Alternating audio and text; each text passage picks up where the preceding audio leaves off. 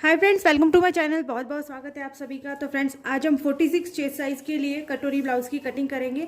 तो फ्रेंड्स, इसके लिए यहाँ पर मैंने पेपर लिया है। पेपर जो है वो डबल है, तो बैक फ्रंट दोनों भी पार्ट हम एक ही साथ में इसमें अलग करेंगे। तो फ्रेंड्स, पेपर को अच्छे से दोनों भी पेपर को एक साथ आपको रखना है। सबसे पहले आपको ब्लाउज़ की हाइट आपकी कितनी है वो देखना है और यहाँ पर ब्लाउज़ की हाइट को मेजरमेंट करना है। जितनी भी आपके ब्लाउज़ की हाइट है उसमें 1 इंच एक्स्ट्रा मिला दीजिए और इसमें यहाँ पर मेज़रमेंट लेनी है। तो सपोज़ अगर 14 इंच है तो 15 लेनी है, 15 है तो 16 लेनी है। ठीक है, तो मैं यहाँ पर 16 इंच के लिए एक मार्क कर रही हूँ। मेरी पूरी हाइट जो है वो 15 इंच की है, तो यहाँ 16 इंच के ऊपर मैंने मार्क कर दिया है। 46 साइज़ के लिए बना रहे हैं तो गले की चौड़ाई हम 3 इंच के लिए रखेंगे। शोल्डर पट्टी की जो चौड़ाई है ये रखेंगे 3.25 इंच, 3.2 इंच के लिए। आर्म होल को रखेंगे हम 7 इंच के लिए। 6.5 से लेकर 7 इंच तक आप आर्म होल को रख सकते हैं। ये 7 इंच का आर्म होल रख रही हूँ मैं। अब यहाँ पर ज्वाइन कर देंगे आर्म होल को।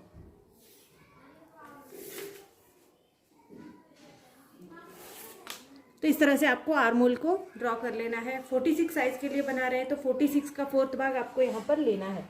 46 के 4 भाग आपको करने हैं।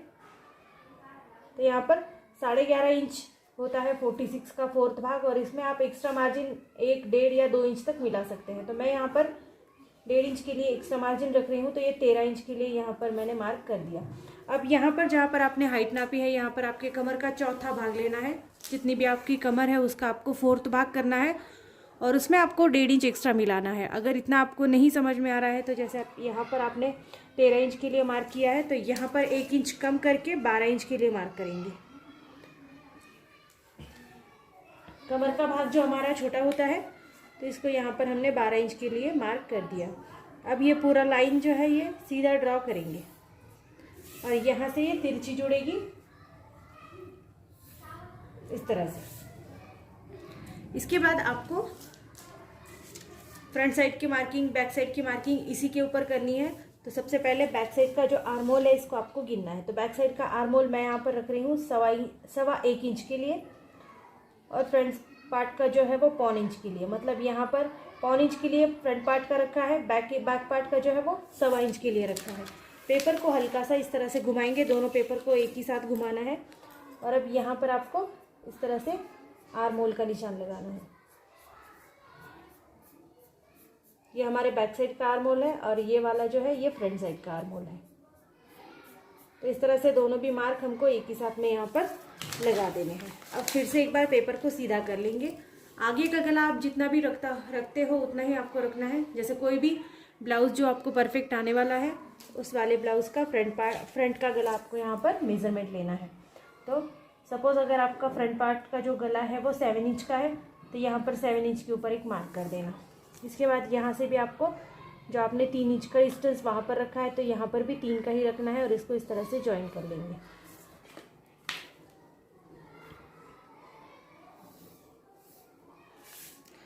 अब फ्रेंड्स, यहाँ पर आपको 1 इंच अंदर गिनना है और यहाँ पर आपको राउंड शेप लगाना है। देखो यहाँ पर आप कोई भी शेप लगा सकते हैं, जो भी आपको पसंद हो वो वाला शेप आप यहाँ पर ड्रॉ कर सकते हैं।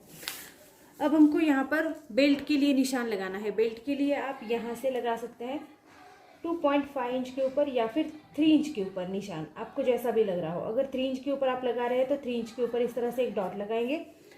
दूसरी साइड से लगाएंगे 3.5, मतलब 3.5 इंच के लिए डॉट। तो यहाँ पर 2 डॉट है, ये 3 इंच, ये 3.5 इंच।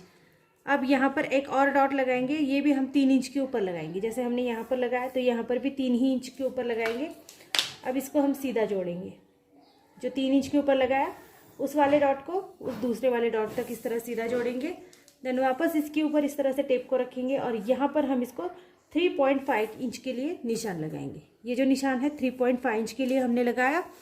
अब हमको ये जो निशान है इसको इस तरह से जोड़ना है। ये हमारा बेल्ट का पार्ट है, तो इस तरह से हमको बेल्ट का पार्ट बनाना है। ये हमको बाद में कट करना है।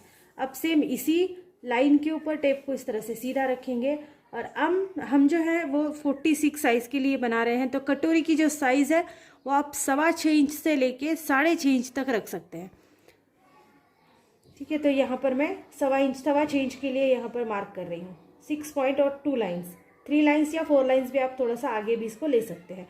लेकिन हम अलग पेपर के ऊपर कटोरी को बढ़ाते हैं तो ज़रूरी नहीं है कि यहाँ पर आप बड़ी कटोरी लेंगे, क्योंकि वहाँ पर ऑटोमेटिकली सभी नाप बढ़ जाते हैं। तो देखो इस तरह से हमको 1.25 इंच के ऊपर मार्क करना है। देन यहाँ से भी हमको 1/2 इंच के ऊपर मार्क करना है, जहाँ से आपने गले की साइड नापी है। और दोनों पेपर को अच्छे से रखेंगे। और यहाँ पर देखो ये जो पार्ट है, इसको आपका जो डिस्टेंस रहेगा वो 2 इंच का रहेगा, ठीक है। ये आर्म होल से लेके यहाँ तक का डिस्टेंस रहेगा 2 इंच के लिए।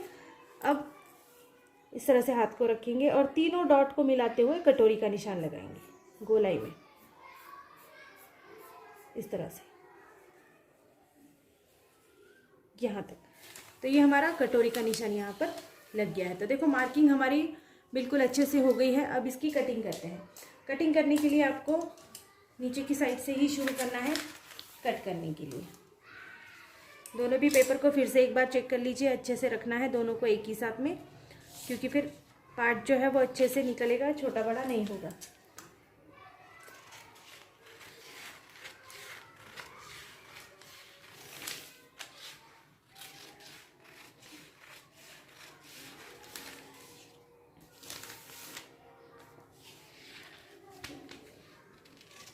बैक साइड का जो आर्म होल है इसको कट करना है।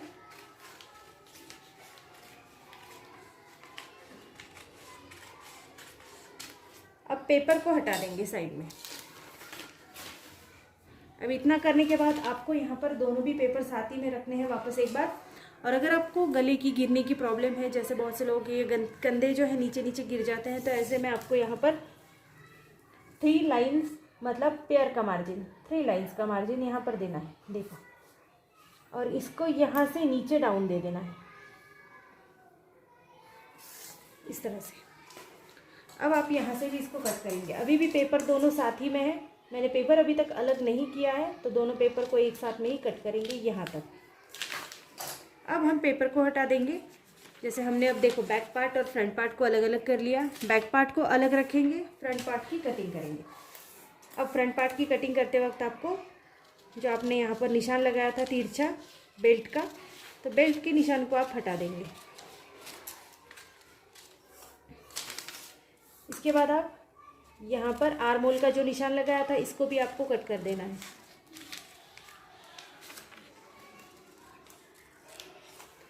फ्रंट साइड का आर्म होल का निशान था। अब हमको आगे का जो गला आपने ड्रॉ किया है, जैसा भी शेप ड्रॉ किया है वैसा वाला शेप आपको कट कर देना है।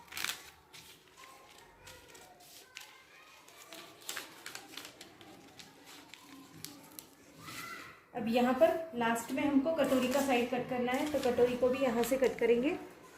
जैसे भी गोलाई में आपने कटोरी बनाई है ऐसे ही आपको कट करना है।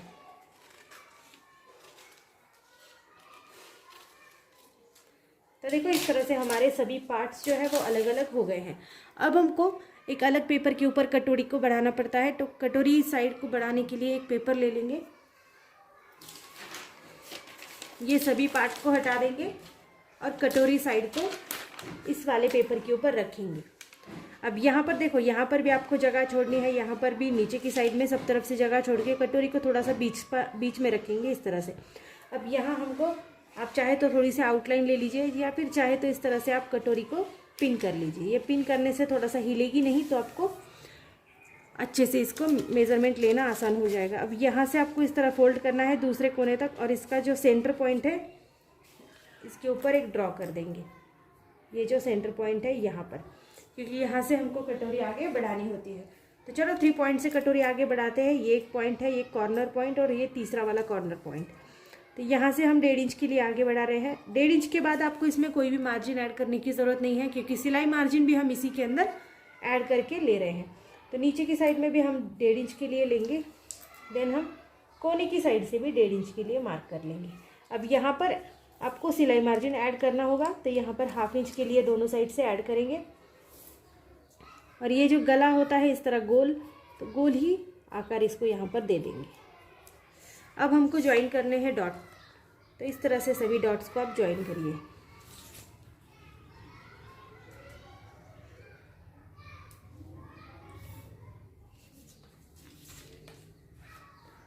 तो ये तीसरा वाला डॉट भी हम इस तरह से ज्वाइन करेंगे। और लास्ट वाला जो डॉट है इसको हम गोलाई देंगे। देखो गोलाई देते वक्त थोड़ा सा पास से देंगे, इस तरह बाहर से नहीं देंगे, कटोरी बहुत लूज़ हो जाएगी तो बहुत ज़्यादा बाहर से नहीं देंगे, हल्का सा बाहर से लेंगे इस तरह से। देखो इस तरह से हमारी कटोरी ये हमने बढ़ा दी है। तो आज हमने 46 साइज़ के लिए कटोरी ब्लाउज़ की कटिंग करी है। अब कटोरी को जैसे आपने ड्रॉ किया है ऐसे ही आपको कट करना है। तो फ्रेंड्स इस तरह से हमारा बैक पार्ट और फ्रंट पार्ट बिल्कुल अच्छे से रेडी हो गया है। स्लीव्स की कटिंग मैंने बहुत सी वीडियो में बताई है, आप वहाँ जाकर देख सकते हैं। आपको बिल्कुल परफेक्ट कटिंग कैसे करनी है वहाँ पर मैंने आपको बिल्कुल अच्छे से बताया है। आज का वीडियो अगर आपको अच्छा लगा हो तो चैनल को लाइक शेयर सब्सक्राइब जरूर कर देना, और इसी टाइप्स की और भी वीडियोस को देखने के लिए हमेशा मेरे चैनल पर अवेलेबल रहिए। So friends thank you so much video को मेरी पूरा देखने के लिए। Thank you so much friends.